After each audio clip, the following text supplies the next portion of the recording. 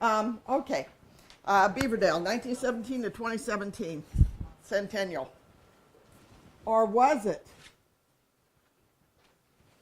Was it? Well, thank you for all joining with us today, and I hope you enjoy the presentation. Now, one thing I do is I concentrate a lot more on prior history. Because why are we called Beaverdale? Because of Beaver Creek, the road that led to Beaver Creek. So how Beaver Creek get that name? I don't know. I don't know. But I will tell you that, I will tell you that in 1835,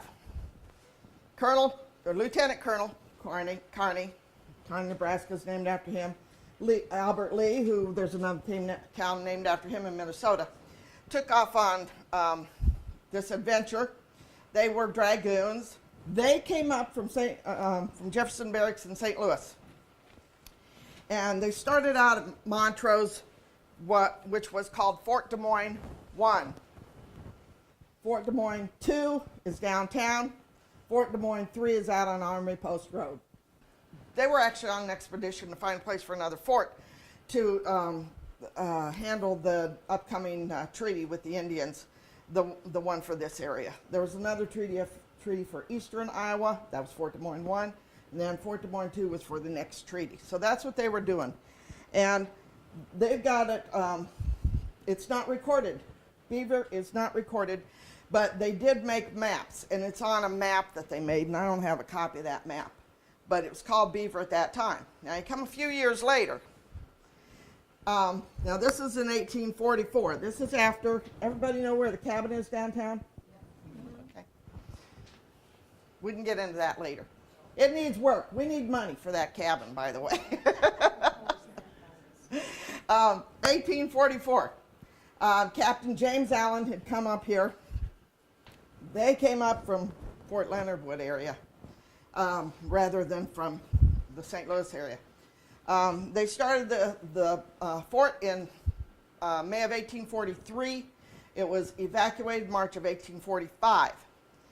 And in August of 1844, they took off on an expedition. They marched from Fort Des Moines. You see that? They followed the Oregon Trail, which did go through here, though you don't hear much about it, but one of them did go through here. Then they left it to cross the Beaver River. It's called Beaver River at that time, although later it changed because it's not that much of a river. That was August 11th. They said they went 8 miles up to the Beaver Creek area. So it was already named. By 1844, it was already named.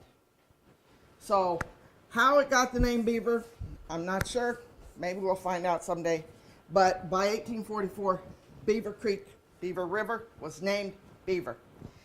What I like here is they were detained until 10 o'clock. They had to recover their oxen that had strayed during the night. Now they were heavily packed with carts and things, and they were using oxen. They encamped at 5 p.m. on a ravine and branch of that river being Beaver River, and they had some spring water. They went 16 miles that day. The ox were getting slow and sluggish, and they were sticking down in the mud. They stuck worse than the mules. So the next day they got up on the 13th. I'll go back. And they passed the head of the Beaver, and I've got that on a map, where the prairie expands still more. And they went 17 miles that day, and they found a bee tree with good honey. And it's interesting to read his notes if you ever want to read his notes. This is about 1904. It shows where Beaver Creek starts up there in Jefferson Township, north of, you see Ridgedale, that cemetery out there is named Ridgedale. And then it takes off at, this map is everything, Drake University is marked down there at the bottom, and then that little circle in the middle is right over there a ways where Beaver Creek meets Des Moines River.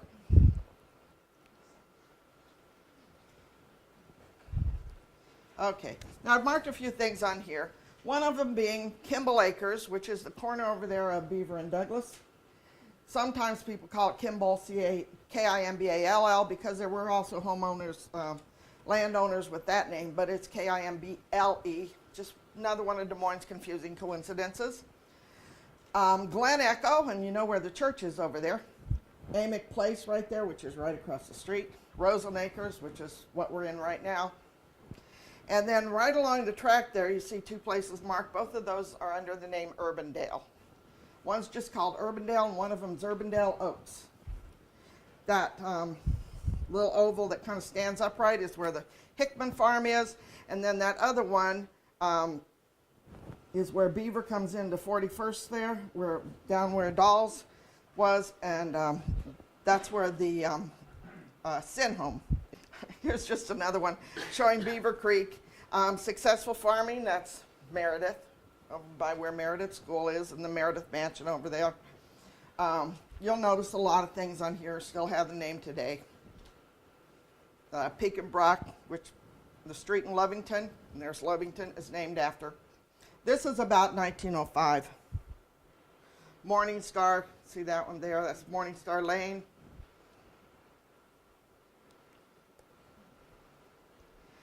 Now this is that little thing that looks like a little fork with three fingers. That's the spur for the railroad going into the old coal mine down at Lido, right off of where the tracks went through. And then you'll also see Kimball Acres, Roseland, Colonial Acres, which is like 56th out in that area. This is 1914. Even though Urbandale hadn't yet officially incorporated, it is named that on the map. And then Westover, which is kind of an interesting battle between Des Moines and Urbandale for that Westover land in the late 50s. And you'll see things on there like RFD. This is a map for like rural free deliveries, what that stood for. Okay, Beaverdale timeline, 1800s. 1803, we became part of America, purchased from France. And then the explorers, Lewis and Clark, of course, went up the Missouri and up that way, western Iowa. 1835, the Dragoons, 150 came through this area. 1843, the fort was established. And 1848, the Hickman family came to the area just 2 years after the fort was evacuated. It's pretty new. 1850, George Washington Hickman owns a sawmill on Beaver Creek, just right out there. Not too far away, so they went out Beaver to get there. 1851, the town of Fort Des Moines was incorporated. Then in 1855, the Sin family comes to the area. And then in 1871, the Hickman home is built. Y'all know where that's at. We'll get to that more later on. 1907, the Urbandale Improvement League organizes, which had nothing to do with what we now consider Urbandale. It was Beaverdale. It's really what it was. The coal mine was there 1912 to 1919. In 1913, the first of the business buildings were built in the area by Lowell Chamberlain of the drug company and Chamberlain Hotel. 1914, the Urbandale Federated Church started. That's now First Federated. 1915, Urbandale Oaks, one of those I showed along the railroad track, is platted. And then in 1917, Urbandale, what we now call Urbandale, wanted a school, and at that time, to have a school, you had to be incorporated. So they incorporated under the name Urbandale. And then there was no name for this area, because certainly we weren't going to still be called Beaverdale or Urbandale. 1917, World War I started. November 3rd, Merle David Hay was killed in France. November 16th, the Des Moines City Council renamed 58th Street from 58th to Merle Hay Road. And that started a whole lot of changes out here. And that's partly because of Camp Dodge, and they wanted to get out better to Camp Dodge, and a lot of things started changing. 1917, Riley School on Beaverdale, or Urbandale, about 52nd, was built. 1918 to 1924, Herring Airfield existed. Anybody ever hear of Herring Airfield? That's across from Merle Hay Road, or it's on the corner of Douglas and Merle Hay Road, the northeast corner, where like Burger King is now. Yeah, a lot of them do things. I live in Aviation Acres. It's called that. Then, the last one on here. 1919. Not 1917. 1919. Contest was held to choose a name for the area. The name Beaverdale is suggested by two women. But what name was chosen? Anybody want to guess? Two women. Huh. I think I got you wondering about yourselves. Okay. Continue on. 1920, Holy Trinity began. 1924, there was another airfield in the area. Tower Park. Was Pop White Airfield. They took off from there to do stunt tricks over Riverview. And then also the Des Moines Register airplane Good News took off from there. 1925, Bosun the Florist, right over here, opened. They were a successor to Beaver Avenue Floral Company. And I don't know for sure, but I'm wondering if that's why this area is called Roseland. 26, two Presbyterian churches merge, and they end up down on Beaver and Franklin. 1926, some stores are built by the Pappas Company. 1926 to 1929, talking about a fire station, they finally got it in 1929. 1931, the Hazen Water Tower was finished after the airplanes moved out of there, of course. Had to do that. And then they did some more paving on Douglas, right up here. Dahl's grocery store opened in 1947. 1949, the trestle that used to span Merle Hay Road so the trolleys could go into Urbandale came down. And at that time, the streetcars ended at 49th Street and they turned around there. 1951, all streetcar service ends in Des Moines. They did keep the track and used them for a while. 1960, Westover is annexed into Des Moines. Des Moines won the battle over Urbandale to get the Westover land. This is 1926. They're starting really to get a good retail presence in the area. There are a couple churches there too and some homes, but that's when it really started growing about that time. Okay, the Hickman home. His name was George Washington Hickman. Kind of like Benjamin Franklin Allen. They used to name people like that. They still get that today somewhat. Everyone know where the Hickman home is on 35th Street? Okay, at this time in 1967, when this article was made, it was painted white. You'll also notice those two windows on the left are windows. They look screened in like a screened-in porch. And then the two windows in the center portion in the front, the one on the right, is longer. That changed.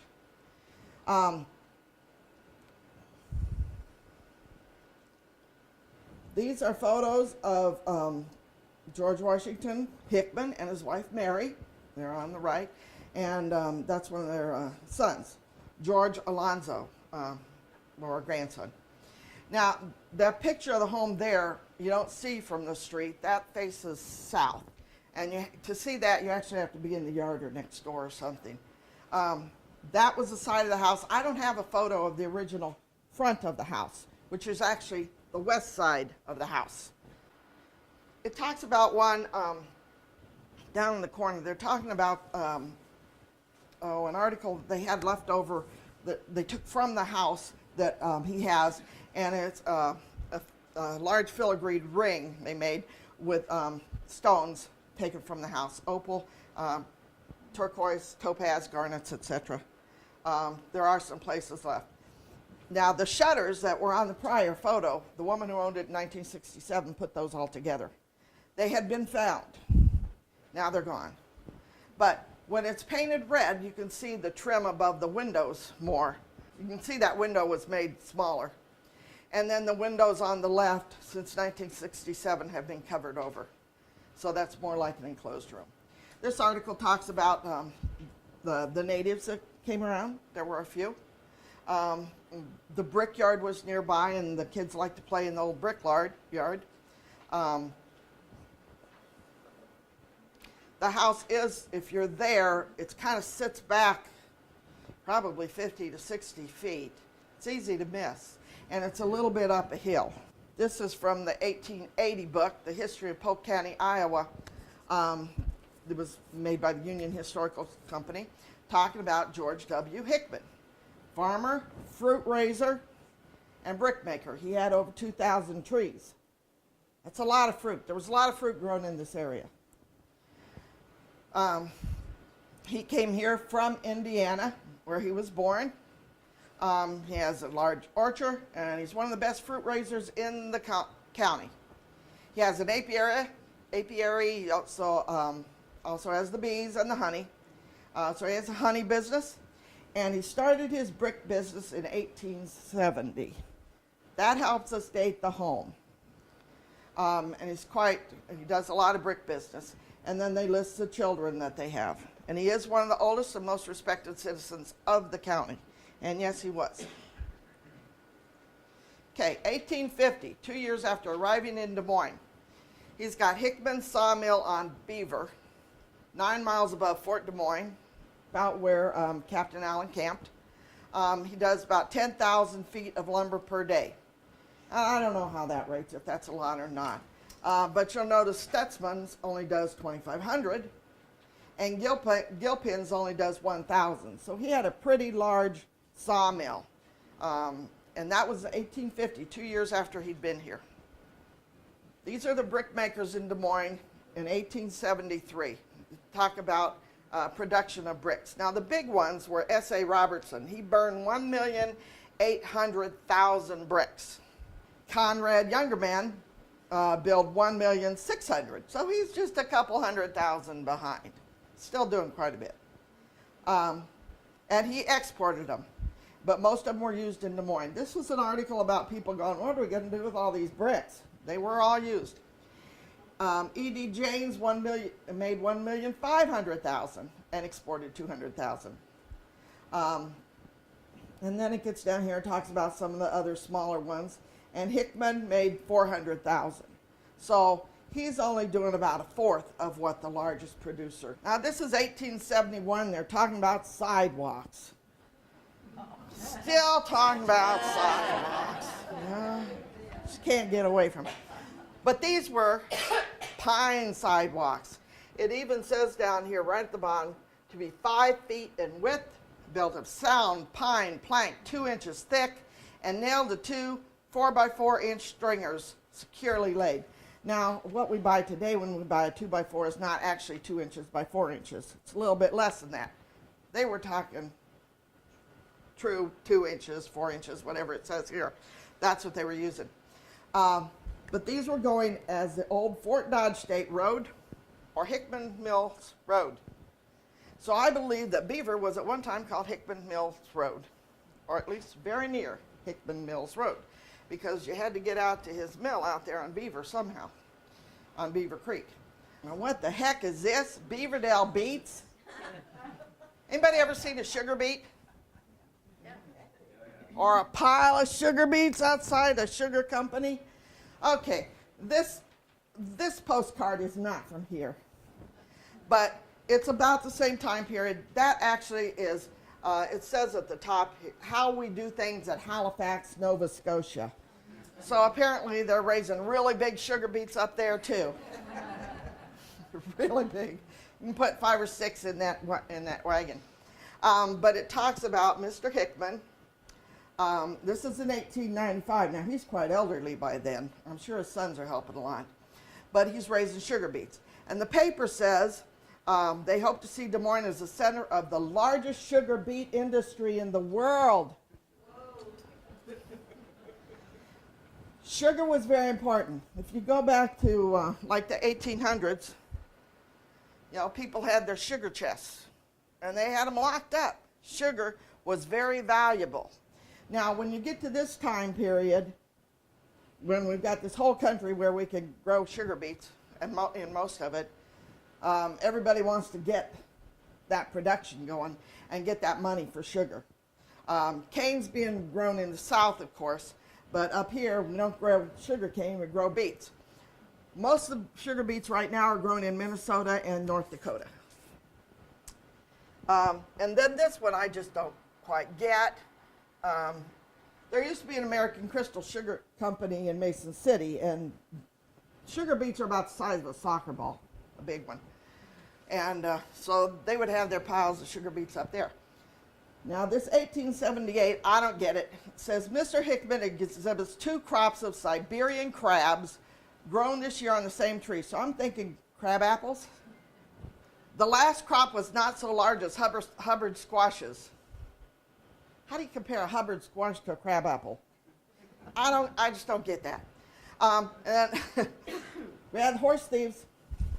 Monday night, a horse belonging to Mr. Hickman, who lives in the country, this was the country, was stolen from a post near the courthouse park, which would have been downtown.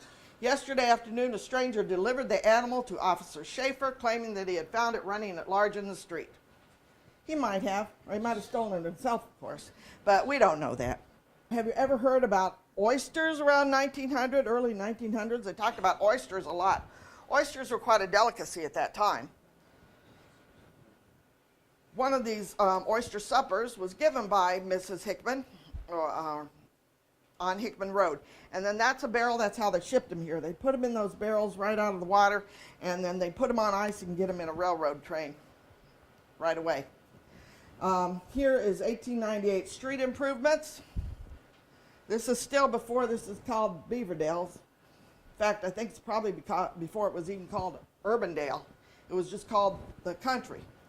1895, Mrs. Hickman was a suffragette. You'll notice one other very important name in there, Mrs. Cogshell.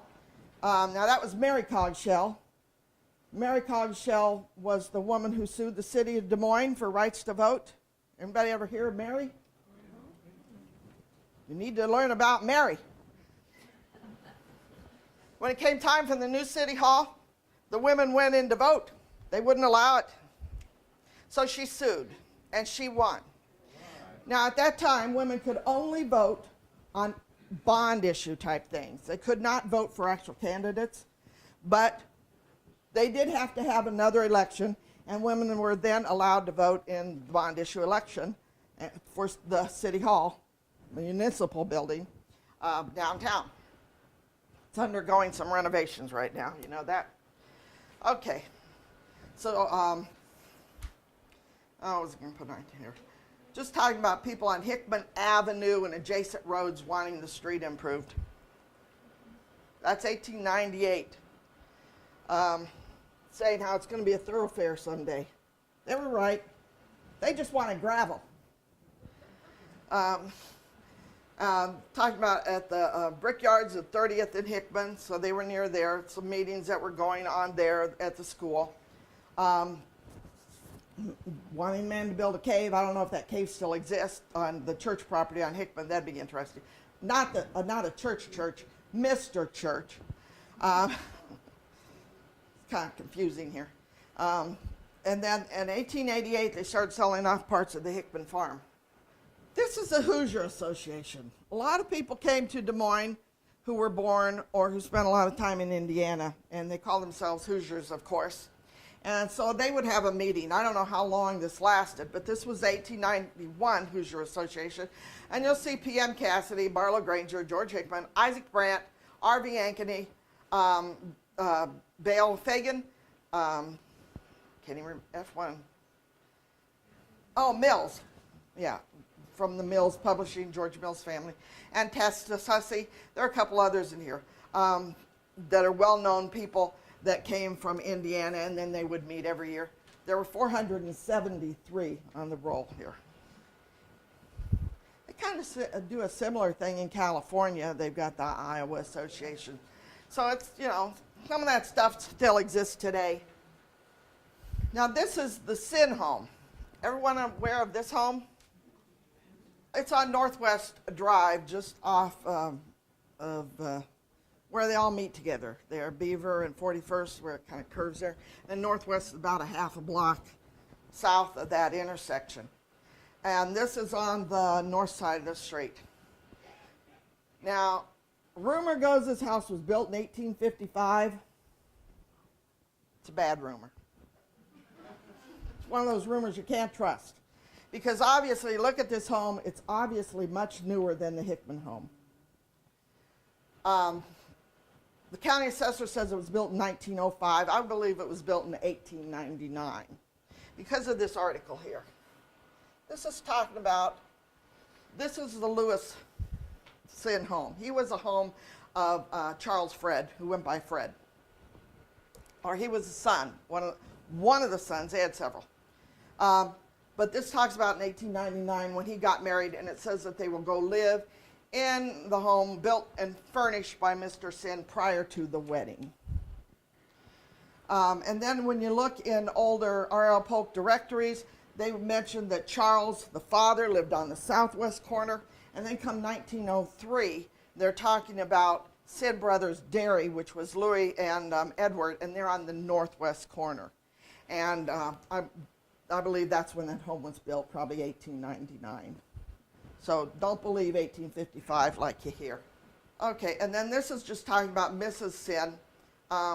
She married Mr. Sin in 1858, and I'm sure that name has a whole lot of jokes made about it.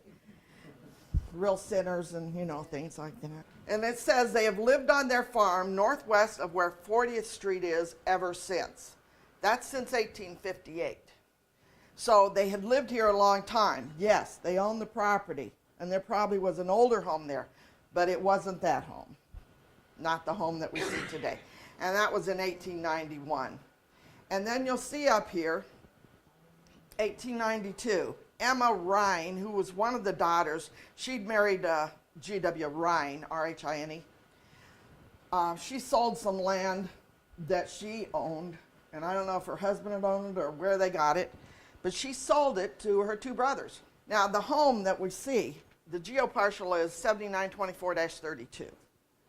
That stands for, if you look up above there, Section 32, Township 79, range 24. So that gets pretty specific to that home. And they didn't even own the land until then. Then that's the 1902 Polk Directory, and the Sin brothers are running a dairy on that location. This is all the dairies in Des Moines in the R.L. Polk Directory of 1902. Now, these 7 I've marked here are all very close to this area. Most of them are in Beaverdale. Phelps at Kimball Corner. They've misspelled it there. Thomas Flynn was down on Hickman, about at 39th and Hickman, in that area. Gardner, 1909 St. Joseph Avenue. Anybody know what St. Joseph Avenue is now?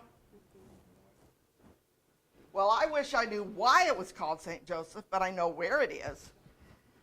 St. Joseph's is Hickman. The area from MLK, Harding, to about where Chautauqua comes in there, 16th, that was called St. Joseph Avenue. And I have tried to find anything to tell me why it was named St. Joseph, but I have yet to find it. And then H.D. Hall, near the northwest corner of the city limits, which would be out here a ways. Not too far, though, because it only went to 58th. McConnell on University near 42nd. Payne, 30th, 4 north of Hickman, which is about where Payne Road comes in. And then the Sin brothers down there. And then also, because I know Joe Lamb, his family had a dairy nearby at 64th and Roseland in Urbandale. And he actually, his family transported milk on the trolleys, the little train that came through there. Okay, now we're going to talk a little about schools. Obviously, because there's a lot to cover, I'm not covering everything. Anybody aware of that home there on 30th Street? That used to be a school. There are 3 nearby homes that used to be schools, which is another one of the sad things in Des Moines. If this was in a small community, they'd all be going, oh, rural schools, rural schools, rural schools, one-room schoolhouses, oh, got to do something. Not in Des Moines. But at least the building is still here. But, they put a second floor on. But that is still here. And that was called Pleasant Hill School. And that was just after the turn of the century. And then Monroe School, before Monroe, there was a very small building there. They only built it temporarily. It was meant to be temporary. And then, see that where I said, what a walk? When they closed that school there, Pleasant Hill, the kids walk to Kirkwood. Now, if you live at 30th and Hickman, and you walk to Kirkwood, down that hill, then up that hill, that's quite a walk. But then that's the Monroe we see today, of course. Elmwood School. Anybody go to Elmwood? Remember Elmwood? Okay, good. Couple people. Now that was later known as University Place. See, it says University Place or Oakdale School District. George Hickman was on the school district, the school board. And then it talks about Kirkwood, Pleasant Hill School at 30th and Hickman, and Rawson School. This article says 45th. Another one I've seen says 46th. I have yet to figure out. Some people have said that Rawson School still exists as a home, but I haven't yet found it. So I don't know. All those buildings are of brick. Possibly because Hickman helped build them? What do you think? And then this was from 1899, talking about the Oakdale schools. So I guess that's one name we could have gone for Beaverdale, called it Oakdale. But it talks about the schools that they are here, Kirkwood and Pleasant Hill. The old original lot on Beaver Avenue known as Oakdale. That I have yet to figure out what they're talking about there. I don't know, and I've tried to find it, but I haven't yet found anything actually on Beaver Avenue where there was a school. Maybe it's where Riley went in, but I haven't yet found it because this was prior to Riley. Riley was 1910. And they say the district is situated on the highest land in the city of Des Moines and is abundantly supplied with natural shade trees. Is it? Anybody know? I don't know. They said it was, so I guess we'll have to take them at their word. But I don't know. But here, this is 1891, George Hickman, and they're talking about an addition to Elmwood, and he wants it in brick, of course. And then this is Elmwood. On the left there is the old building, and then the newer building. And for a while, they had a very cold, just wooden little passageway between the two. And finally, in 1937, they built a brick corridor going between the two. It's at 31st and University, where Walgreens is now. It no longer exists.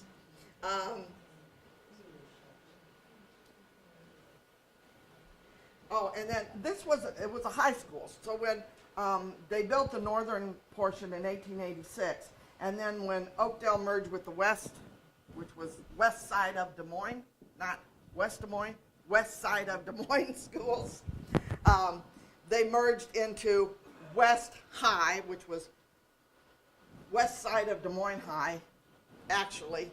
And then the high school students that were going to Elmwood went to West, which was at 15th and Center. It's now a parking lot down by Methodist Hospital. That's where West High was. This is an article about Elmwood. It was built in 1886, the original part of it. And then it came down in 1887, so it was just over 100 years old. I don't know if they saved anything from it. You know, from Riley, they saved that name, and it's down at Monroe.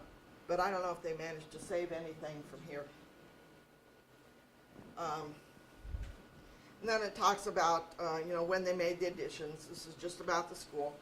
It says, old age didn't kill Elmwood. Starvation did. The Elmwood neighborhood just ran out of kids. And that's normally what happens. Now, we've seen that happen over here with Moore, that it was closed for a few years because my son went to Moore. And then there were less kids in the neighborhood.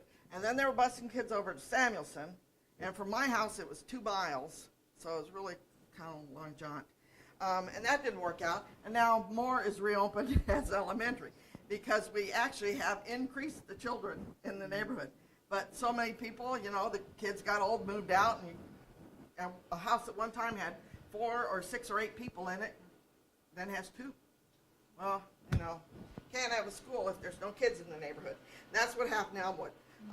U.S. Vice President Henry A. Wallace did attend Elmwood. 87. 1987. Yeah. And he went there from 1898 to 1902. Wallace did, so he was in totally the old building. Now this is Rice, and I've got a question for Rice if anybody knows the answer, because it talks about this contract here with Whites and Son. That was 1909, and the first building only had 4 rooms. Now I don't see anything on this building that looks like it would have had 4 rooms. So I don't know what happened, if they tore down that original part of it at one time. You see the dates of construction. 1910 was the original, 1916 I think was this portion here, 1925, and then 1958 was that back portion. So I don't know what they're talking about, 4 rooms. I haven't yet figured it out. Construction was delayed because they didn't have enough bricks. You know, just what the heck. Now, anyone aware of Tower School? Ever hear of Tower School? That's where Hillis is now. The original building that was there was called Tower School after, even though it's, 8 blocks away from the tower, they call it Tower School. That was a well-known tower. That is nationally known, that Hazen Tower. It's very well known. But it's now, it was replaced with Hillis. Now, you see these 2 articles, and also the article about the Hickman home. I got those down at the library from the Vertical Files. And somewhere it mentions that Rice School was a chicken farm before the school was built. So I guess the school couldn't have been there. Maybe. I don't know. There were a few houses, but they were farmhouses. We know that. That's why you go along, you see a big house. You see lots, or you see nothing, or newer homes. Then you see another big house. Then you see 3 or 4 newer homes. Then you see another big house. That kind of was the way it was. This was sold for acreages. I've seen advertisements where it mentions you can have your chickens and a milk cow and, a few things like that, just like an acreage of, 1 to 10 acres, basically. She mentions the first students. Helen Church, Paul Miles, John Locke, Francis Shea, Lula, and Richard Prunty, Ray Kesey, Ruth West, Howard Biltz, Guinevere, Nanette, Helen, and Bruce Ashby. And Mrs. Church was the first president of the PTA. Now, she wrote this in 1935, and it was written by Marjorie Landsberg. She was in the 1935 7A class, which apparently means that it was junior high also at the time. Okay, and then this is another article about Byron Rice School.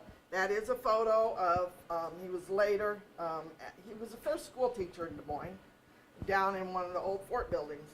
Then later on he became a judge and he got into other business pursuits. But it was named after this man. Rice was closed in 1999, and the 255 students that were there went to Samuelson. You all know where Samuelson is? On the north end of off Lower Beaver, kind of. I think it's at the end of 40th Street. Real nice location. Now, the next school, Riley School. This was built in 1917, named after James Whitcomb Riley, the children's poet.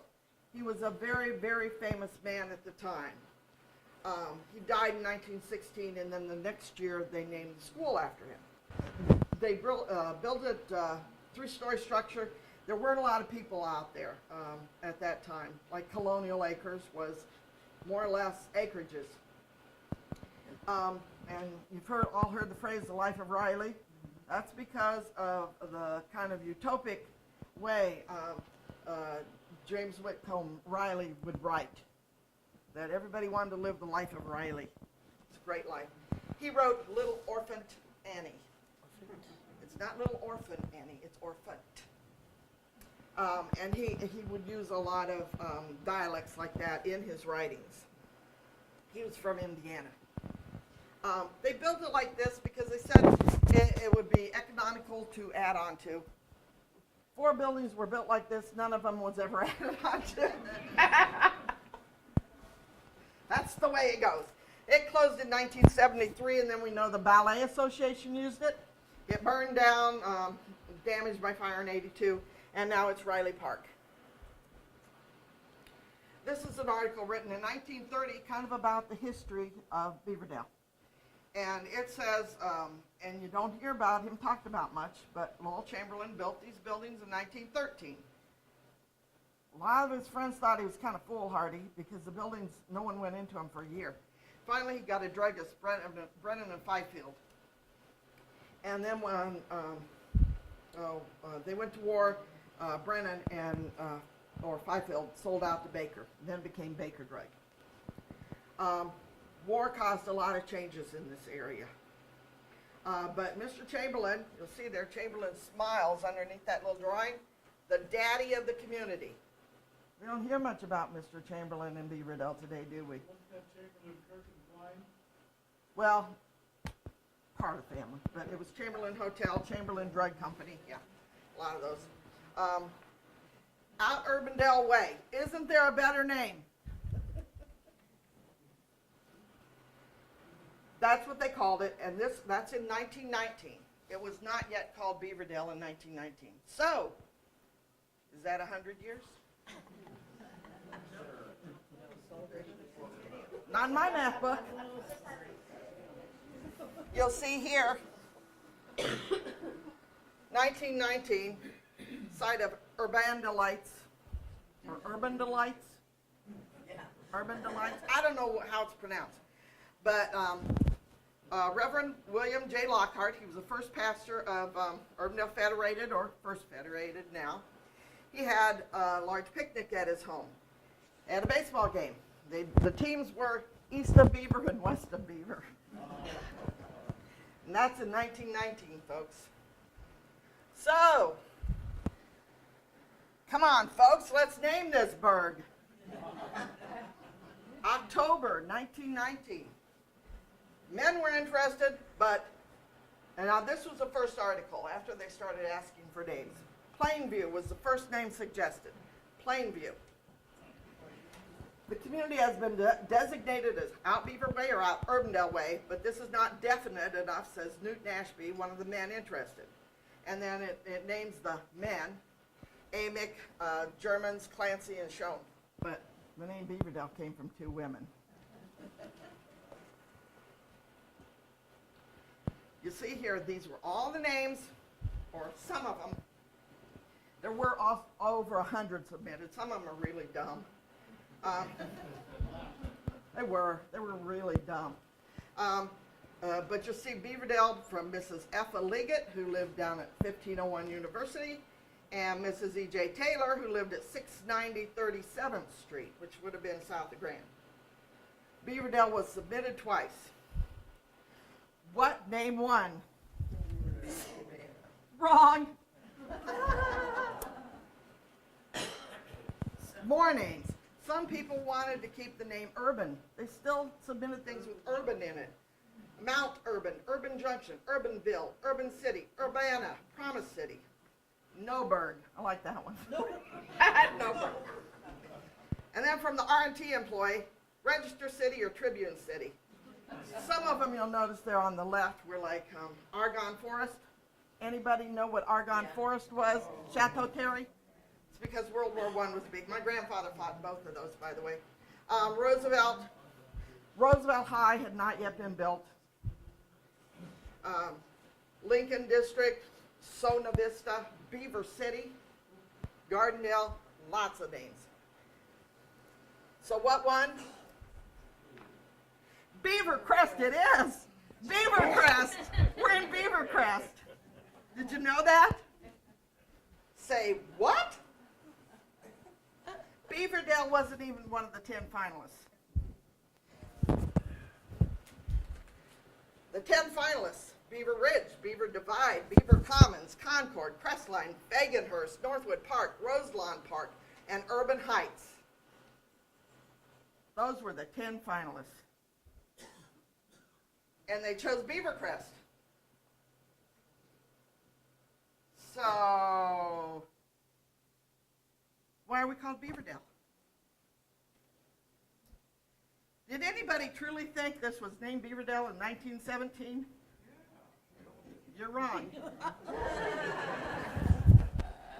That's why I started the Des Moines Historical Society, because there are so many wrong things about Des Moines history. So many. I mean, my page advanced. 1926. They did it again. And you'll notice in those in-between years, I've searched and I've never seen anything where beaver crest was used in any article, any ad, anything. Beaver crest was never used. They voted for it probably because whoever suggested it had the most money, but it never caught on. 1926, Beaverdale is new town name. They had another contest to name it. That name was chosen by the Urbandale Civic Club because it was still called they were still using the term Urbandale. Even though there was an Urbandale town, they were still using the name Urbandale.